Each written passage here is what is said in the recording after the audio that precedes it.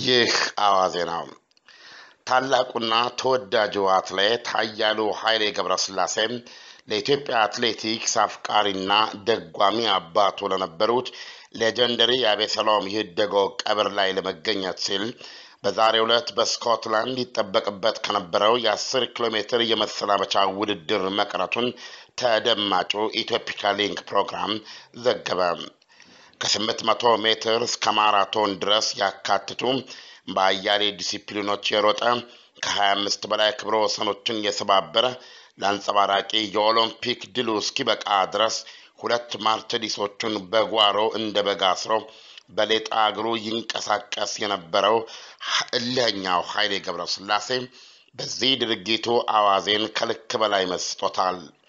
እድሜያቸውን ሙሉ ከአቤ ሮማ እስከ ኃይሌ አትላንታ፣ ከማሞ ሜክሲኮ እስከ ደራርቱ ባርሴሎና፣ ከምሩጽ ሞስኮ እስከ ገዛኸኝ አበራ ሲድኒ ለአትሌቲክሳችን የደገሱ አትሌቶቻችንን እንደ ልጆቻቸው ያቀፉ በሰርጋቸው በሐዘናቸው ያልቀሩ የተካፈሉ አቤሰሎም ይደጎ የቀብር ስነ ስርዓታቸው ትናንት በጴጥሮስ ወጳውሎስ መካነ መቃብር ወዳጅ ዘመዶችና የአትሌቲክስ ማህበረሰቡ በተገኘበት ተከናውኗል።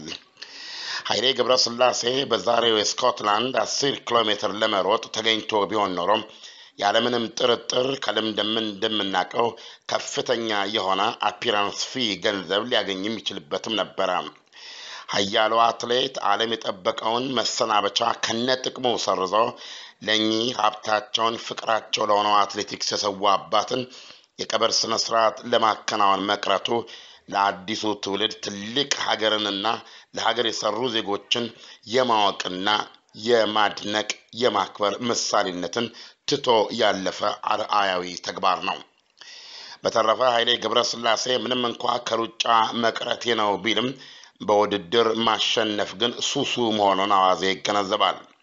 በንግድ ከኢትዮጵያ አትሌቶች መሃል የቀደመና ቢሊዮንን ያለፈ ባለ ክብረ ወሰን፣ በማህበራዊ ሞዴልነት ክብረ ወሰን የተቀዳጀ አርአያ ሌላም ሊጠቀስለት ይችላል።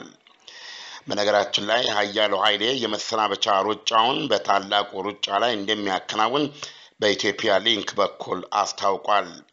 ሌጀንደሪው የእድሜ ልክ የአትሌቲክስ ወዳጅና ደጋፊ አቤሰሎም ይደጎ በጣም የሚታወቁበት የጥንቱ የጠዋቱ የሳምሶን ዳቦ ቤትና ኋላም የቀስተ ደመና ፍራሽ ፋብሪካ ባለቤት ነበሩ።